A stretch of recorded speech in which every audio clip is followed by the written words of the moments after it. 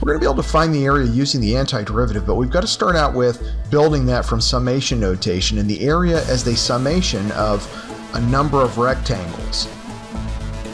So let's talk about summation notation. First of all, the big Greek symbol you see there is the letter sigma in the Greek alphabet, which denotes, in this case, summation.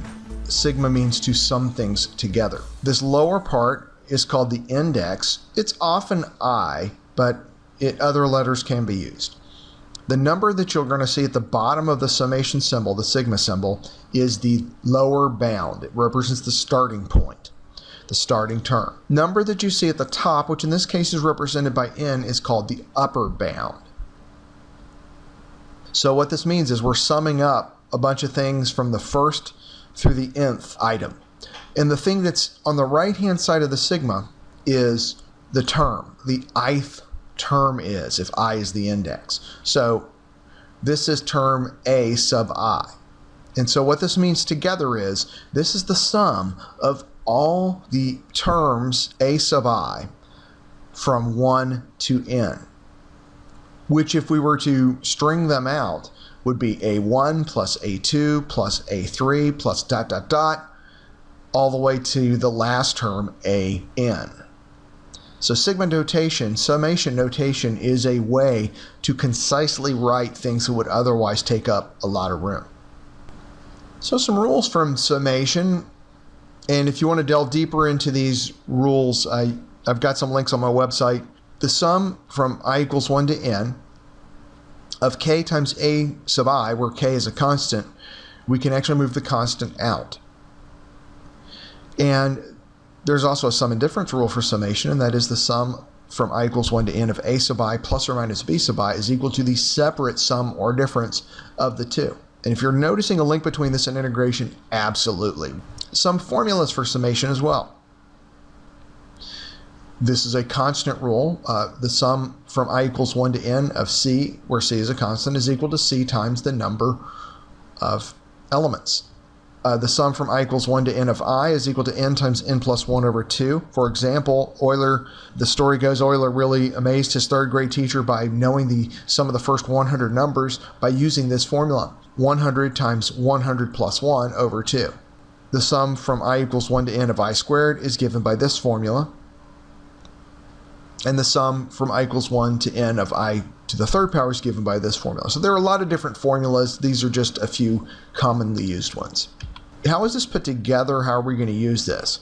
Well, we're going to be able to find the area under a curve. The area under the curve, in other words, between a horizontal axis, the x-axis, and a curve, between two endpoints, A and B, could be found, if you'll recall from earlier in our study of calculus, by summing up a bunch of rectangles inside, of which this gray rectangle is typical.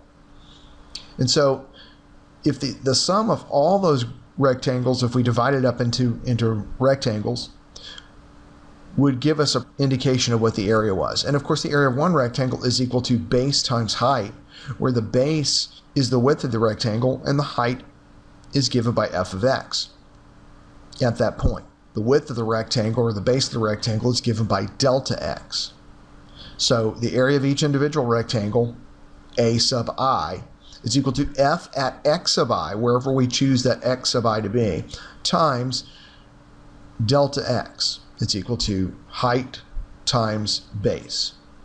So in summation notation, the area under this entire curve from A to B is going to be equal to the sum of all the rectangles. And we can write that concisely. It is the sum from I equals 1 to n, where n is the number of rectangles, of f of x sub I times delta x. So it's the sum of all the individual A sub I rectangles with a base of delta x and a height of f of xi. So here are three methods for calculating the area under a function, between a function and the horizontal axis, using rectangles. Now these are all approximation. Whenever we're going to use a finite number of rectangles, we're never going to get an exact value because there are always going to be some gaps. Either we're going to overestimate or underestimate the area. So three main rectangle methods. First one is called the left-hand method, and it uses the left rectangle endpoints, the left part of each rectangle. And so it uses actually x sub I minus 1. So the first rectangle actually uses the 0th term. The second rectangle would use the 2 minus 1 or x1, and so on. The right-hand method uses right endpoints. So for the first rectangle, it would use x1. For the second rectangle, it would use x2, and so on. And finally, for the midpoint method actually takes the 2 and finds the middle value. So it takes the previous term and the next term. It takes the previous term and the current term divided by 2. So if it begins at A, and the first rectangle has a beginning at A and then a point x1, it actually takes A plus x1 divided by 2, and that's the value it uses to find the height. The next rectangle would take x1 plus x2 divided by 2. But all of them, when we're finding the area, we're summing in rectangles from the first rectangle to the nth rectangle and find the area of each of those rectangles and adding them together, summing them together. So let's find the area of something via this summation method. And so there's kind of a process that we use. So we have a function, f of x. We want to find the area underneath that between two endpoints, a and b. We're going to divide it up into rectangles. And of course, the more rectangles you use, the better the approximation. Of course, if we use an infinite number, we're going to have an exact value, and we're going to get to that eventually. But for now, let's divide it up into 4 rectangles. And the way we've drawn it, we're going to be using the right-hand method. So we're going to use the right endpoints of each rectangle. First thing you always have to do in these problems is figure out what delta x is. What's the width of each rectangle? And we're going to divide them up into equal widths. And to do that, it's simply b minus a, the two endpoints, the distance between the two endpoints, b minus a, divided by the number of rectangles. So in this case, it would be b minus a divided by 4, where n equals 4. That's the width of each rectangle. Next thing we have to figure out is what the x value is at each point, because we're going to have to find f of x at that point. So x sub I, the ith term of this whole series, is going to be equal to the beginning point A plus however many delta x's we move over. In other words, for x1, it's going to be A plus 1 delta x. A plus delta x times 1, because I is equal to 1. For the second term, x2, it would be A plus 2 delta x's. A plus delta x times 2, and so on. Because we're going to need that f of x of I to find the height. Using the right-hand method, we're using x sub I and f of x sub I. So let's take a look at the first rectangle. The area of each rectangle, each individual rectangle, a sub I, is equal to the height, which in the right-hand method is f of x sub I times delta x. In this case, f of x of 1 is this value. That's the height of this rectangle, and delta x is the width. So the area is f of x of I times delta x. And if we added all 4 of them together, all 4 of these rectangles, we would get our area using this method, which is the sum of rectangles from 1 to 4, where n equals 4, of f of x sub I times delta x. So we're going to add all 4 together. So that's kind of the process that we use. Making a table is very helpful in this process. Let's do an example. So we're going to try and find the area of the region that's bounded by the function the square root of x plus 2, which is in blue, y equals 0, which is the x-axis, left and right end boundaries of x equals 1 and x equals 5. So it's this region right here.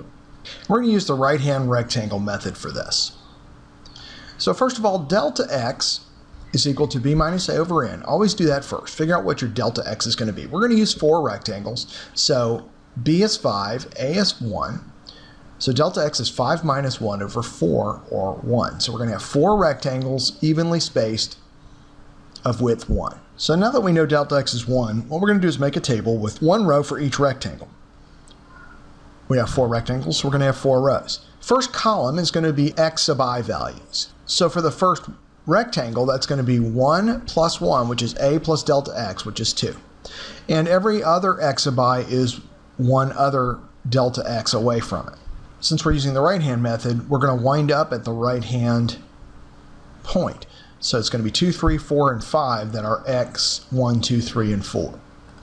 Delta x, we already figured out, it's 1. And delta x, the way we are doing it, it does not change. It's constant.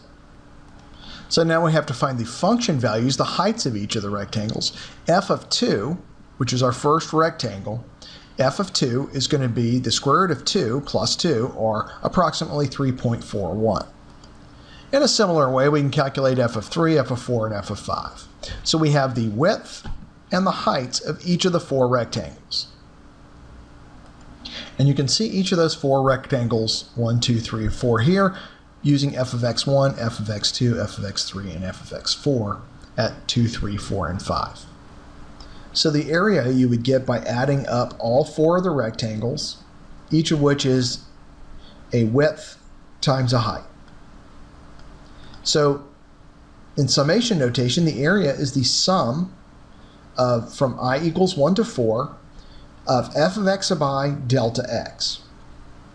And that's equal to each of those 4 rectangles area, which for this function is approximately 15.38. Again, that's an approximation. You can see we overestimate it using the right-hand method. If we use the left-hand method, we'd actually use f of 1, f of 2, f of 3, and f of 4. And you can see here there would be gaps and we'd underestimate it. If we used the midpoint method and used f of 1.5, f of 2.5, f of 3.5, and f of 4.5, we might actually get a pretty good approximation because you can see these overestimates are roughly equal to the underestimates.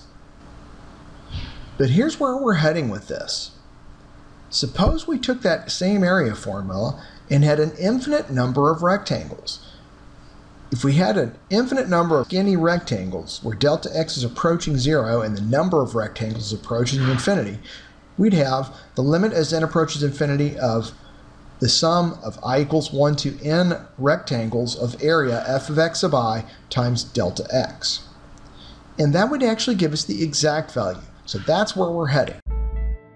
So you learned about summation notation and finding the area under a function using the beginnings of the antiderivative by the sum of a finite number of rectangles.